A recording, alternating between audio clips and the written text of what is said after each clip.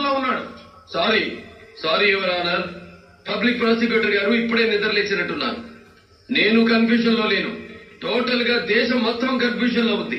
దేశంలో ఉన్న జనం మొత్తం కన్ఫ్యూజన్ లో ఉన్నారు.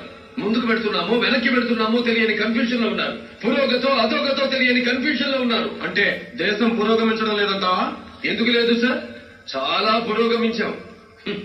ఈ దేశానికి స్వరాజ్యం తెచ్చిన మహాత్మా గాంధీని 1948లో నాటు తుపాకీతో కాల్చుకున్నాం.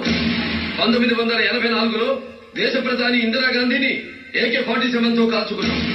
1991లో మాజీ ప్రధాని రాజీవ్ గాంధీని మానవ బాంబుతో చంపుకున్నాం సార్.